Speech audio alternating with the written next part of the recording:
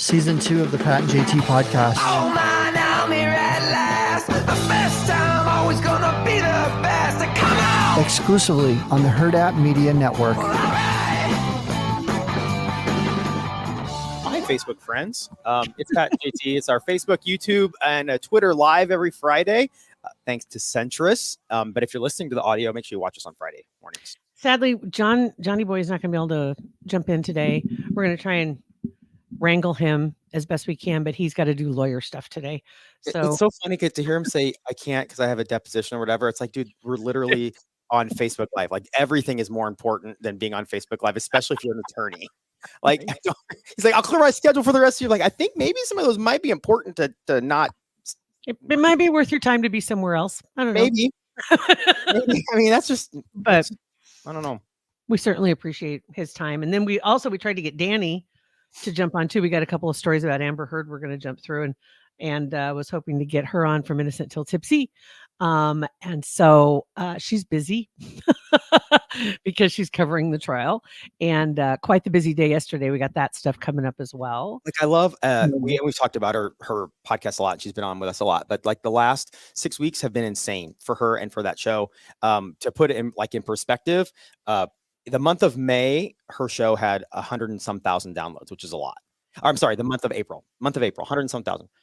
She's over 140,000 now for the month of May, and it's only the 6th. So her show is blowing up, which is awesome. A lot of people wanting to know what's going on. And it's really interesting to me as people are finding their answers, not necessarily with traditional sources, because you've got some people who are like her, who are hyper focused on this case and on these people, and they have a lot more information at their fingertips than some of the entertainment reporters in like some of the with big newsrooms with budgets and all that good stuff. But she goes all the way back and getting that some of these things are in doesn't make any sense. Why is that important? But she knows what is tied to it. Yeah. And so she's able to explain. Your internet's a little bit sketchy too, by the way, just so you know. Yeah, you're totally frozen. Yeah, it's weird. And I know you have CenturyLink. I don't know if you can hear me or not. I guess I'll just keep talking and see what happens. There you go. Let it ride. I know you have CenturyLink, and so do I. Our internet's been sketched for like the past couple weeks too, just so you know. I oddly haven't had many problems here at home. Weird, because that's usually I'm the one that always has the problems. Mm-hmm. So right now we're doing fine. That's the title of the show today, by the way. I'm the one that usually has the problems. That's hilarious. Okay, go ahead. I'm to embrace that. Yeah. So today, as we speak, May 6th, is the anniversary of the big tornado of 1975. So 45 years ago, would that be right? 47? Wait, 40 what? Hold on. I'm not. You're asking really? 45 plus 20 would be 45. Can't write and do math. 47. 47 years ago. That was the storm that went right through the middle of Omaha. Killed 3 people. A lot of people got hurt. A lot of property damage. There's some great videos like from Exarban and stuff. You've probably seen them over the years, and you'll see more probably popping up today. Yeah. Because they said the estimates at the time, in 1975, over $500 million in damage. Jeez. 287 homes destroyed and about 1,400 that were damaged. So anyway, so that'll pop up in your news stream from Omaha. Okay, I'm like watching a Godzilla movie. Why is that, Jillian? Why does it say that? You were. I think it's because frozen. You were not. You're fine now. You're good now. But for a second there, you're like your mouth would move and then words and then you'd be frozen and yeah. So I can see what they're talking about. Yeah. Should have knocked on wood when I said that I wasn't having problems. But you're good now. It's fine now. It's blipped, whatever. Godzilla movie. That's I feel like that sometimes. Right. All right. So anything you wanted to jump in on?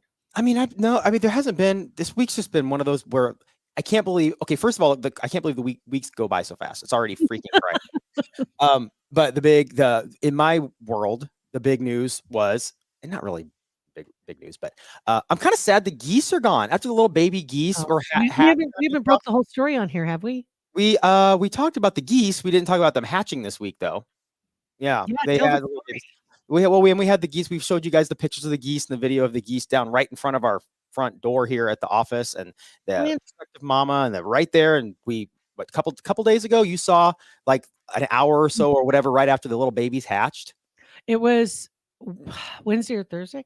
Wednesday, had to be Wednesday. I left to go to an appointment, like left at like 10, and she was out there. The babies had hatched the day before. So they just hatched this week, Tuesday, Monday, Tuesday, probably Tuesday. And anyway, I went down to go leave, and she was sitting in her planter and had her wings all poofed up, and she was covering up all her babies, and one little head poked out. And I walked by about 10 in the morning, a little after that. And then I got back about an hour later, and she was gone. They were gone. Everything was gone.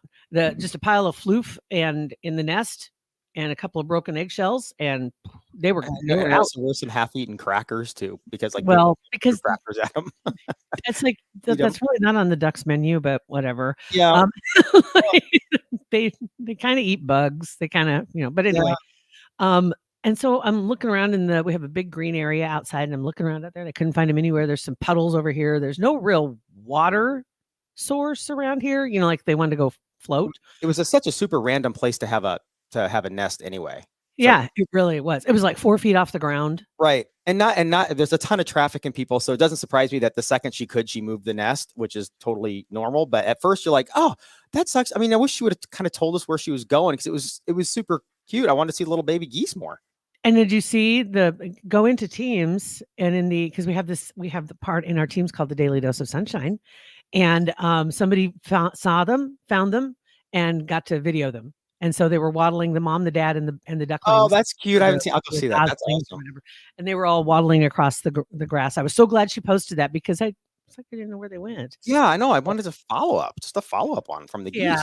So and yes, spring is, and I was going to say they're also the picture. I included a picture of them in the newsletter this week. Oh, the nice little tie-in to the Pat and JT newsletter. You can sign up and link in our bio or whatever in our description.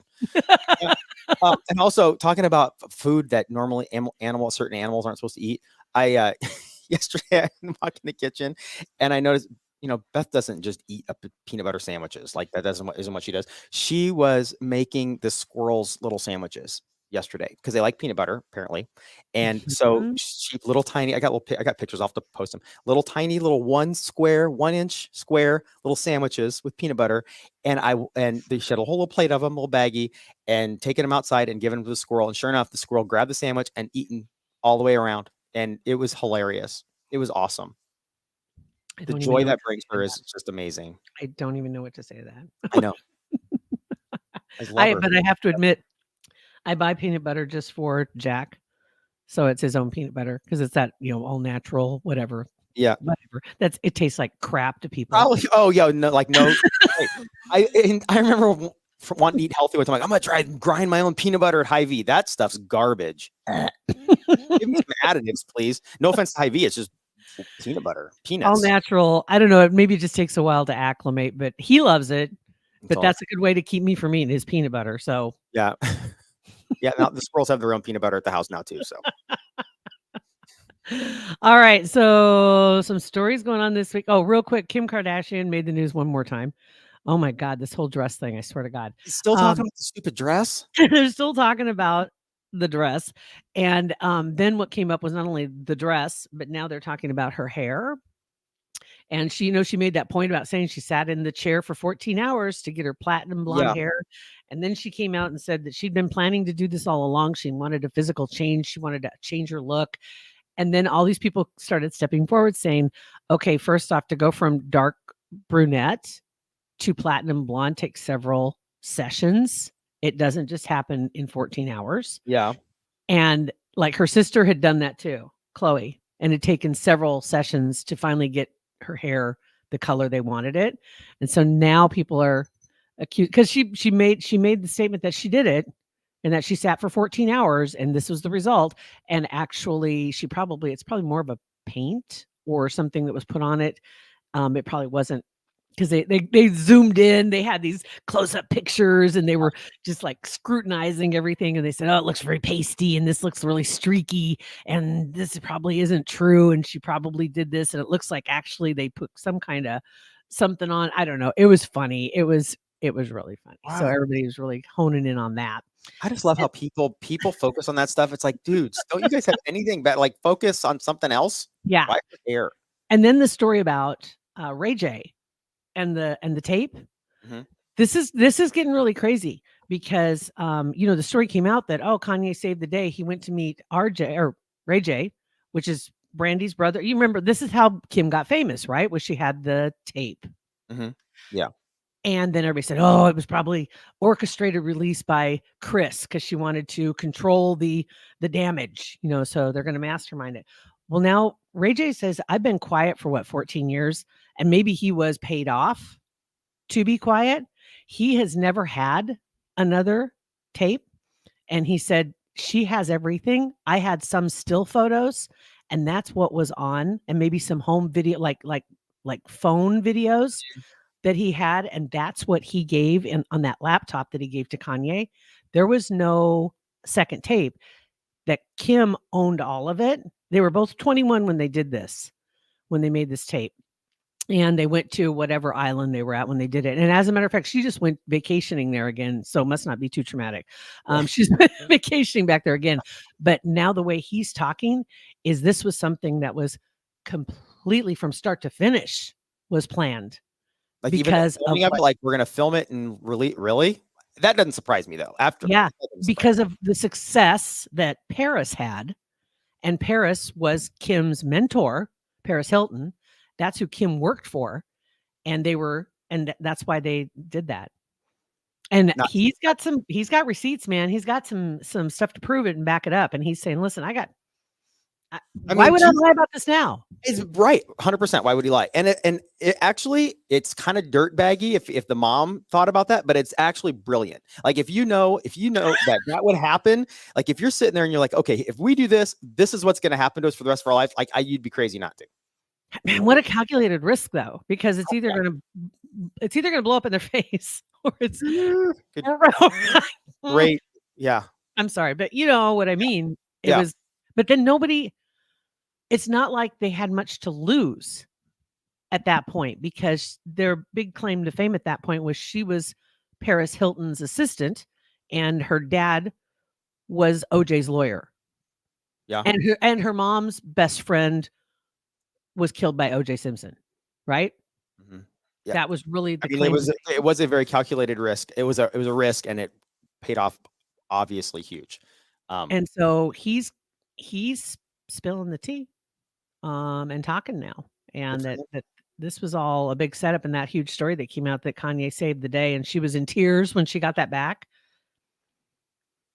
She did mention at the end of her show, that show last week, where he gave her the thing. It was a quick little thing at the end. She's like, Kanye got me the whatever laptop and the files, and ended up just being some pictures and some stuff, some whatever. So she said that it wasn't anything else like sexual, but it was a little hit at the end. Yeah. Interesting. Speaking of Paris Hilton too, her show, her premiere, whatever, her sex tape, it was called One Night in Paris. Remember that? Oh yeah. Ironically, that was the name of the kids' prom this year too. I think that it's been how many years now? People maybe forget. That's the first thing when I saw the invitation. I'm like, oh, I think maybe they don't know that. They don't remember that was the name of the Hold tape. on. Hold the phone. A night in Paris, something like that. But Paris, what year was that? I'm thinking 20 years ago. Oh yeah, it would have been at least. What year was that? Where is it at? Oh my God. Hold on, I've got it in my favorites. I don't know when it was. It had to be like, oh, come on. Okay, this is 2004. Oh, okay. Then about 20 years. Yeah. But surely their parents remember. I mean, yeah. Well, and because you would think that if somebody brought that up in the planning meeting, the teacher would have been like, you know what, let's steer away from that one. Let's not do that. And you don't have to explain why, just say no. But if you know, you know. In Paris. Wow. Yeah. Okay. Well, there you go. So there's that. So oh, and then the Kevin Hart came forward talking about Dave Chappelle and the attack. Oh, really? And he said it needed to happen. He said the whole deal, he said that the incident in which Chappelle was tackled And the man, did you see the weapon that the guy had? He didn't have it on stage with him, but he ran on stage and he tackled the guy and then he got his butt kicked. And that's Yeah. what he was referring to, is that needed to happen, where the guy went out and his elbow was the wrong way when they had him on the stretcher and taking him out of there, because they just demolished him. And he said that's what needed to happen, is that people shouldn't think it's just a free for all and they can run up and do what they want on stage. Yeah. There will be consequences. But the prosecuting attorney out there is not going to file felony charges. The reason why is because he didn't have the weapon with him. The weapon he had, though, how did he get it in there? It was a gun that was fashioned with a knife on the end that came out of, like out of the barrel of the gun, kind of like a bayonet, like a handgun bayonet is what it kind of looked like. Yeah, but he had it in his bag. And he I can't remember the last time I went to a live event where they did like any sort of pat downs or go through metal detectors or anything. So I wonder if we've relaxed on that. And I don't go to a lot of live events. I think they still do in LA. Do they? But I that was the big question everybody was saying. Why? How did he get in there with that? But that was in his bag. And so they're not going to press felony charges. And he also got out with just $30,000 bail, which is ridiculous. But anyway, I was glad. Yeah, Kevin Hart, he was like, that's something that needed to happen. Yeah. Just so people can think, ooh, if I cross that line, am I going to come out with a crooked elbow too? Or worse? Well, when I was on the grounds crew at Rosenblatt, you'd have those idiots every once in a while that would run out on the field. And it was, and when you watch it and you see it in the major leagues too, you see these guys or women, whoever, even girls too, just get pounded. They just get gang piled. And one time when that happened, I obviously didn't chase anybody down when I was at Rosenblatt, but there was like a specific group of people on the grounds crew that was their job, and they had arms like this and they could run super fast. So when somebody came out, and that first time that I witnessed that, I asked the guys who did it, I'm like, because they just took him out, and they weren't punching him or anything, but they weren't gentle, and they drugged him off the field, face on dragging across the warning track, just humiliating this person. And I asked them that, and they said that exact thing. They're like, well, we need to send a message, because when that's not acceptable, and anybody, man or woman, that does that is going to get greeted with that welcome. And so that's totally what we need to do. Makes sense. Mm-hmm. Totally makes sense. Amber Heard. Okay. I can't wait to have Danny on. She'll be on Monday, by the way, I think, fingers crossed. But I'm just curious about a couple of things from this trial that happened yesterday. One was, did you see the side-by-side of her testimony, which appeared to replicate what was the name of that movie? The Incredible Mr. Ripley? What was it called? Talented Mr. Ripley. Talented Mr. Ripley. And they had scene by scene. And there was a place where she was talking about how Johnny when you're alone with Johnny, I felt like the most beautiful person in the room or in the world or whatever. And then there's a scene very similar, and it's like scene by scene. It's not just one line, it's several lines. It's like she was reciting the lines, which reminded me of, and I'm watching this movie right now. And I can't, The Girl from Plainville, is that what it's called? It's the one about the girl who went to jail because she kept text messaging her boyfriend to kill himself. Oh yeah. Saying things like, if you're going to do it, you should do it. Prove me wrong. I dare you. Yeah. And anyway, I'm watching that movie right now. And part of that is she was watching Glee. And in Glee, one of the characters had died. But anyway, and then it was this scene where one of the characters, and she was left behind and her boyfriend had died. And she was acting out these scenes all the time and using the same, whatever you want, scripted language to play out this in real life. It was kind of like that's what she wanted to do, and that's kind of what Amber was doing on this. That's eerie. Yeah, she comes across just unhinged. Oh, crazy. Yeah. Oh, crazy.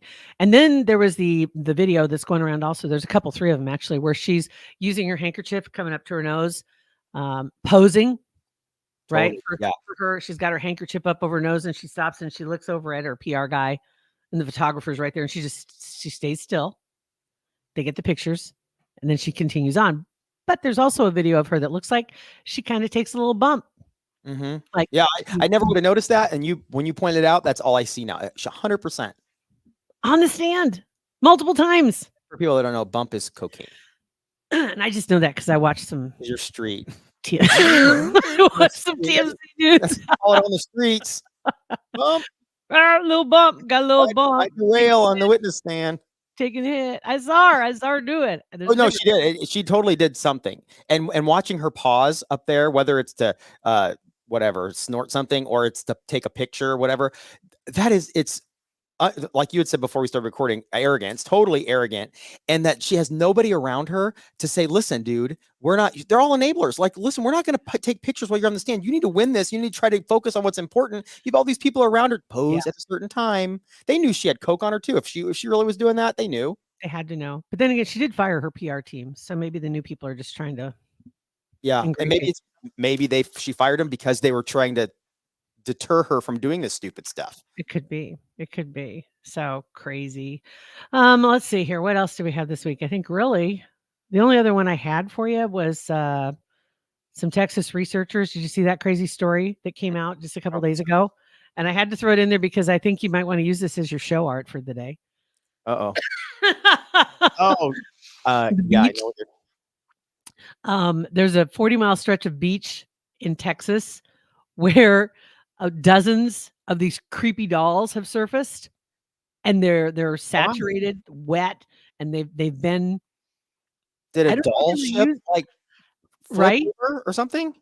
They've been trying to figure out where these dolls came from. There are about 30 dolls that have been found so far, and one guy's been posting the photos up on Facebook. And they said the creepiest ones have lost all their hair. The first one they found was a blow up type doll, and then didn't realize that that's what it was when he posted the pictures, and so they had to take that down.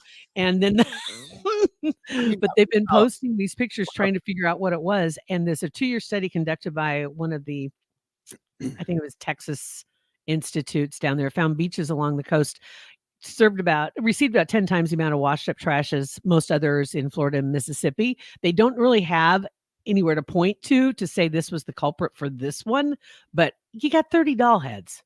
I mean, that's really weird. The doll heads. Yeah. I get it. Maybe they're like the current or whatever brings all this stuff to get to this place, but the doll heads?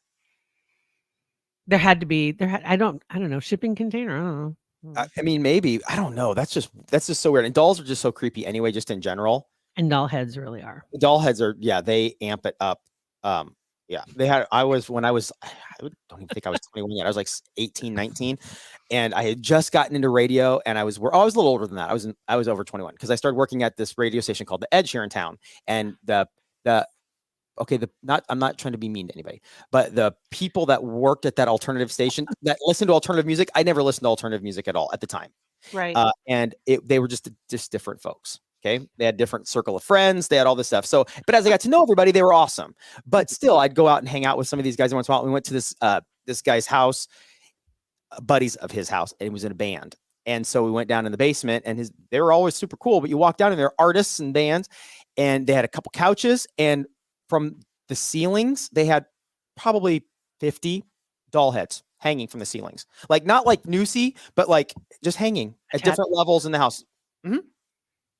And it was the weirdest thing. And it's something that is just burned into my head because it was so creepy, just doll heads. And I asked them what, and they're like, well, we decided it's like artistic. It's freaking weird is what it is. That's what it is. There you go. Yeah. And so there you go. Yeah. And so I'm the one who usually has the problems. That wraps up this episode of our Pat and JT show. So we're every Friday and Monday, we're live on YouTube, Facebook, and on Twitter as well. But if you're just listening to the audio, make sure you watch. But otherwise, everywhere you find your podcasts, you can find ours. Rate it, review it. It all helps. People find our show. And thank you if you already have. And thanks to Centris. Appreciate it. Thank you guys.